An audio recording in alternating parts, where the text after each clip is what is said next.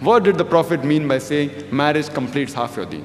What he meant, that marriage prevents you from promiscuity, from homosexuality, from fornication, which are half the evils in the society. Only if you marry do you have an opportunity to be a husband or a wife. Only if you marry do you have an opportunity to be a father or a mother, which are very important duties in Islam.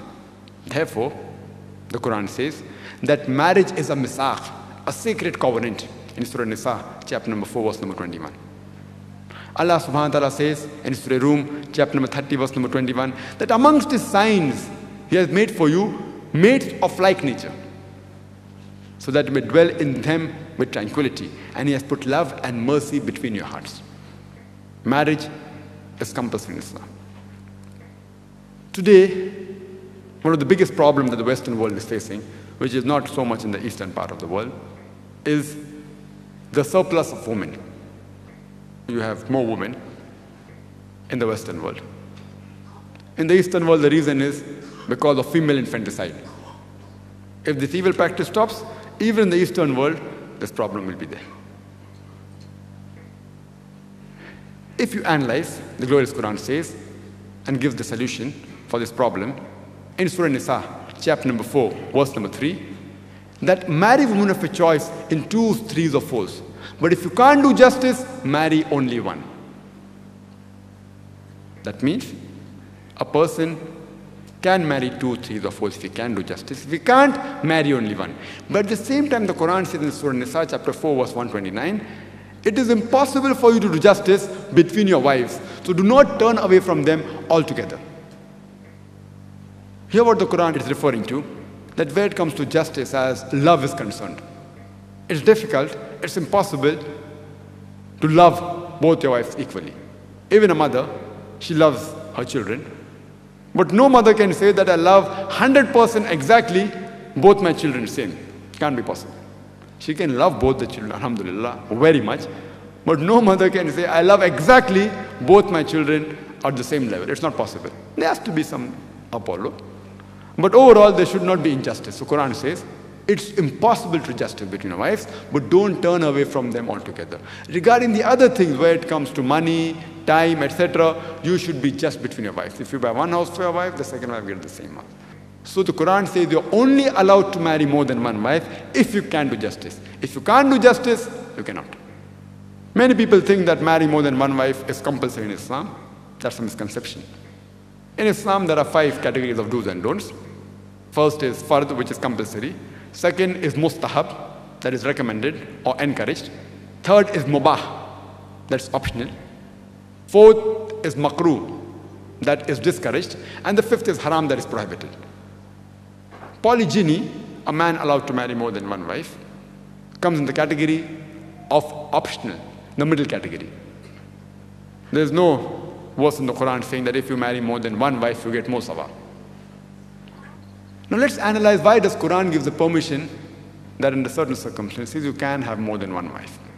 By nature, men and women are born in equal proportion. Male and female, they're born in equal proportion. But during the pediatric age itself, if you ask any pediatrician, he will tell you that the female child can fight the germs and diseases much better than the male child. So in pediatric age itself, there are more male children dying than female children.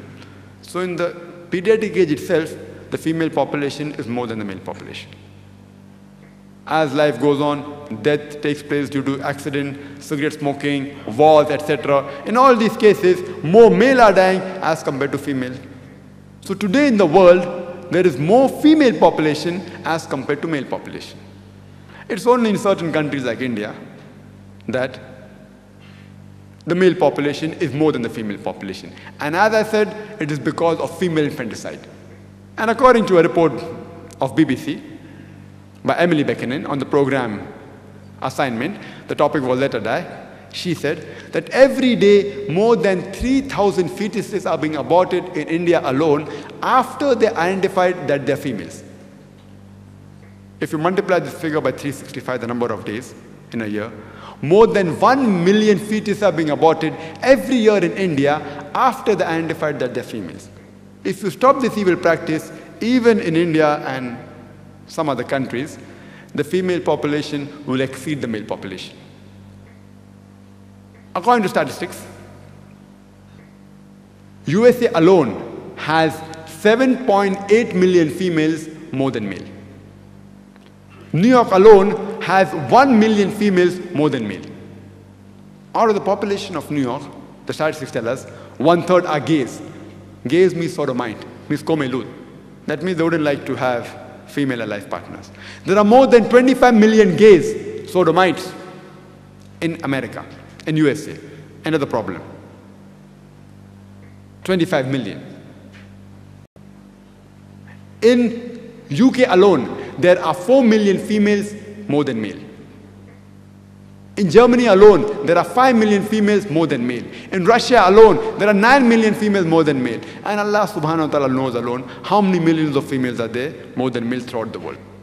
Suppose I agree with the Western philosophy, or a non-Muslim who says that one man should only marry one woman. And suppose my sister happens to live in America. And suppose the market is saturated, that is every man has already taken a woman for himself. Yet there will be 30 million females who will not find life partners. 7.8 million as it is the excess, and the 25 million gays if you add to them. There are more than 30 million females who will not find life partners. Now the only option remaining for my sister, or suppose your sister happens to be in America, and she is that unfortunate one who has not found a life partner. If she can find a man who's not married, alhamdulillah, grab him. But suppose the market is saturated. What she will do? The only option remaining for her is that she either marries a man who already has a wife, or she becomes public property. People say, public property? Dr. Zakir using such a harsh word. I am saying that is the most sophisticated word that I can use is public property. I cannot use other words because I'm a dai. Public property. There's no third option. And any modest woman would say she would prefer the first, becoming the wife of a man who already has a wife, than to become public property.